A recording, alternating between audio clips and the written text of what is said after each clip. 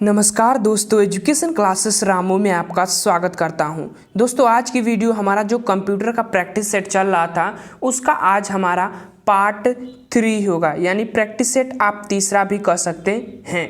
इससे पहले मैंने 2 प्रैक्टिस सेट कंप्यूटर वाले पार्ट से करा चुका हूं। अगर आप उन वीडियो को नहीं देखे होंगे तो ज़रूर देखिएगा, प्लेइंग लिस्ट बनी हुई है, जाकर आप देख सकते हैं।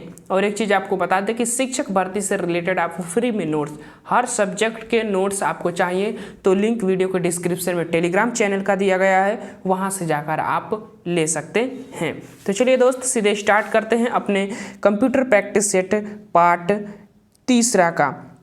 पार्ट तीसरा का प्रश्न नंबर पहला कह रहा है कि कंप्यूटर के सभी अंगों के बीच तालमेल स्थापित करता है। कंप्यूटर के सभी अंगों के बीच तालमेल स्थापित करता है। कौन करता है तालमेल स्थापित, वो आपको बताना है। ऑप्शन ए है कीबोर्ड, ऑप्शन बी है लॉजिक यूनिट, और सी है कंट्रोल यूनिट, और डी है माउस। तो कौन स्थापित करता है, तो वह स्थापित करने का कार्य करता है कौन, कंट्रोल यूनिट। तो इस तरह से हमारा ऑप्शन सी वाला इसका सही हो जाएगा, जिसको हम कंट्रोल यूनिट को हम सीपीयू के अंदर रखते हैं। तो ध्यान रखिएगा, इसकी व्याख्या को देख लेते हैं। देखिए, कंट्रोल यूनिट कंप्यूटर का नाड़ी तंत्र कहलाता है। यह सिस्टम यूनिट से लगे सभी हार्डवेयर को नियंत्रित करता है तथा उनके बीच तालमेल स्थापित करने का कार्य करता है।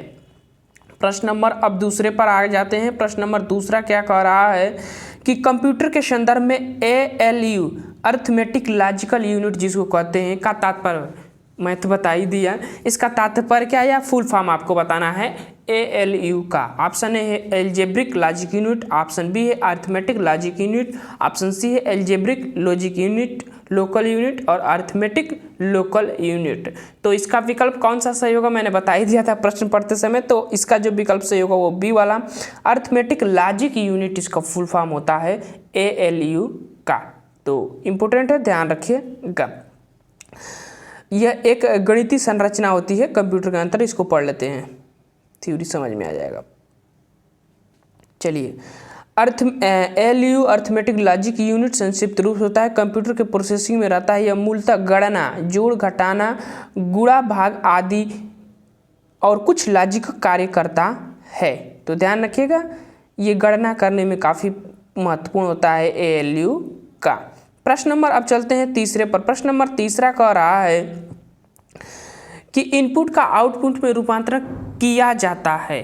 तो इनपुट का आउटपुट में रूपांतरण किससे किया जाता है वो आपको बताना है। ऑप्शन ए है मेमोरी द्वारा, ऑप्शन बी स्टोरेज द्वारा, और सी इनपुट और आउटपुट द्वारा, और डी है CPU द्वारा। सरल प्रश्न है, इसका उत्तर जो होगा इनपुट को आउटपुट में रूपांतरित करने का कार्य करता है तो वह करता है ऑप्शन नंबर डी CPU। तो ध्यान रखिएगा CPU।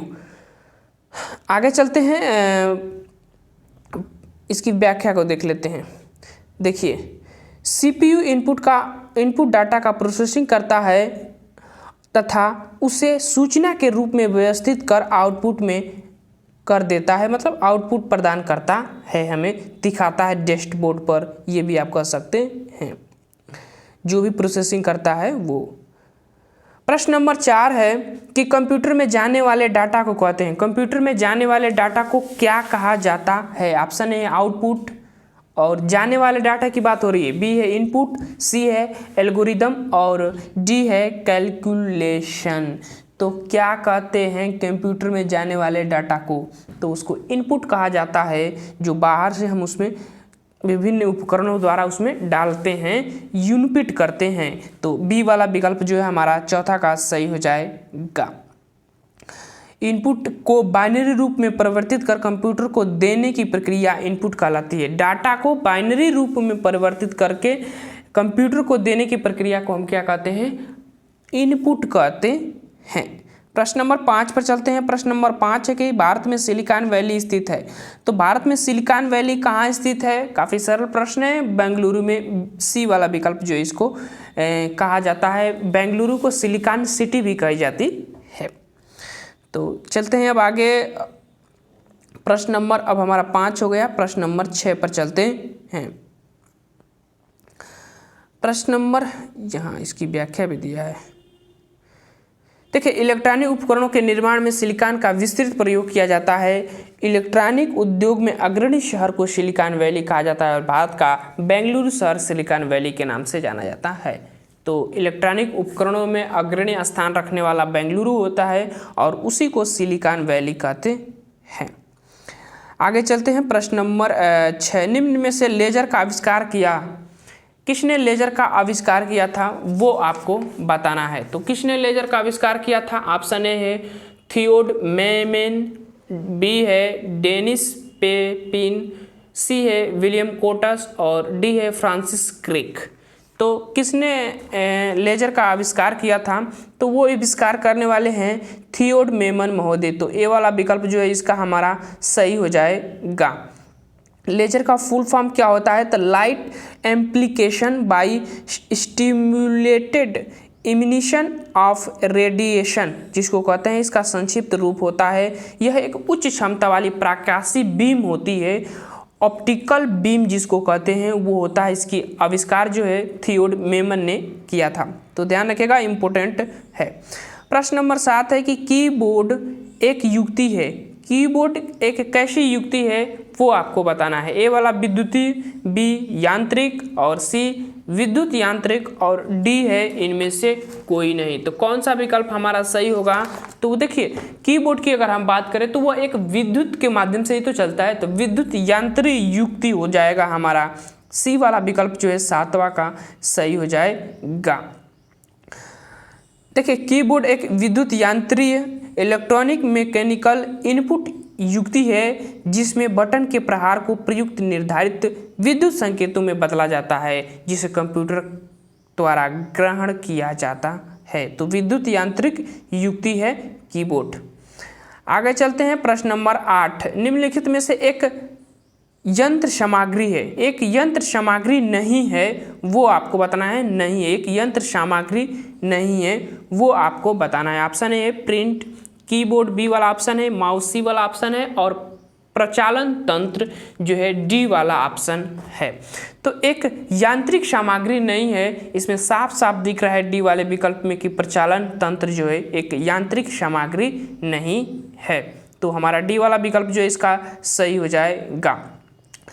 देखिए, प्रिंट, कीबोर्ड, माउस कंप्यूटर की आउटपुट तथा इनपुट डिवाइसें हैं जो यांत्रिक युक्ति हैं, यांत्रिक युक्ति हैं, याद रखिएगा। दूसरी तरफ ऑप्टिकल सिस्टम एक सॉफ्टवेयर है जो कंप्यूटर को चलाने का कार्य करता है, जिसको हिंदी में प्रचलन तंत्र कहते हैं। तो आप ऑपरेटिंग सिस्टम को प्रचलन तंत्र हिंदी में कहते हैं, समझ आइएगा। अब हम 9वें प्रश्न पर चलते हैं। हमारा 9वां प्रश्न है कि ऑब्जेक्ट की प्रॉपर्टी में जाने के लिए प्रयुक्त माउस टेक्निक है। ऑब्जेक्ट की प्रॉपर्टी में जाने के लिए प्रयुक्त माउस टेक्निक है। कौन सा टेक्निक है भाई? तो ड्रैगिंग, बी ड्रॉपिंग, सी राइट क्लिक और लेफ्ट क्लिक। तो ऑब्जेक्ट की प्रॉपर्टी में जब आप जाते हैं तो कौन सा माउस टेक्निक का उपयोग करते हैं, कौन सा क्लिक करते हैं माउस में, ये आप कह सकते हैं। तो किस माउस का क्लिक करते हैं? तो उसको हम जब राइट क्लिक करते हैं ना, तो उसी में जो फाइल में हम घुस के हैं तो उसको राइट क्लिक किया जाता है। राइट क्लिक माउस में जब आप करते हैं तो सी वाला विकल्प हमारा सही हो जाएगा। देखिए, किसी ऑब्जेक्ट की प्रॉपर्टी को देखने के लिए उस पर राइट क्लिक किया जाता है। मतलब कि आप नहीं कहते हैं किसी, मान लीजिए कि किसी ऐप को ही खोलना है, ऐप को ही खोलना है तो उस पर क्लिक करेंगे तभी वो खुलेगा, तो उसी को राइट क्लिक कहते हैं। माउस में राइट क्लिक किया जाता है। प्रश्न नंबर 10, प्रश्न नंबर 10 कह रहा है कि इंटीग्रेटेड सर्किट चिप का प्रयोग मेमोरी के रूप में किया जाता है जिस पर सिलिकॉन की पतली परत होती है।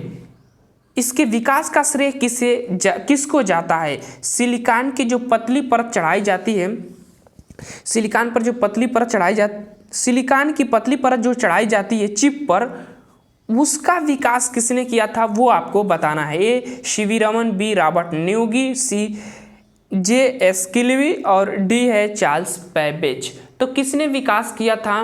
तो एक महत्वपूर्ण वैज्ञानिक हैं जे एस किल्वी का नाम, वो वाला विकल्प सही हो जाएगा। सी वाला विकल्प जो है सही हो जाएगा। इन्होंने ही विकास किया था। इंपोर्टेंट प्रश्न है, ध्यान रखिएगा। इंटीग्रेटेड सर्किट चिप के विकास का श्रेय JL किल्वी को जाता है। तो ध्यान रखिएगा। प्रश्न नंबर 11 है कि CPU में कंट्रोल मेमोरी और तीसरा कौन सा यूनिट होता है। 3 यूनिट होते हैं CPU में, एक कंट्रोल होता है, एक मेमोरी होता है और तीसरा आपको बताना है। ऑप्शन है माइक्रो, P प्रोसेसर और C आउटपुट और D है अर्थमेटिक लॉजिक यूनिट, उसको आप कह सकते हैं। तो कौन सा होता है, तो वो हमारा होता है D वाला विकल्प अर्थमेटिक लॉजिक यूनिट। एक कंट्रोल यूनिट मेमोरी यूनिट होता है, एक अर्थमेटिक लॉजिक यूनिट जो गणना करता है वो होता है हमारा D वाला विकल्प जो है सही हो जाएगा। देखिए यहाँ पर व्याख्या दिया गया है कि CPU के 3 भाग होते हैं। कौन कौन से भैया, तो एक कंट्रोल यूनिट होता है, यह डेटा के निर्देशन के संग्रहण करने में प्रयुक्त होता है। और मेमोरी यूनिट होता है जो यह कंप्यूटर के सारे कार्यक्रम को नियंत्रित करता है तथा कंप्यूटर के सारे भाग जैसे इनपुट, आउटपुट, प्रोसेसिंग आदि की गतिविधियों के बीच तालमेल बैठाने का कार्य करता है। और D है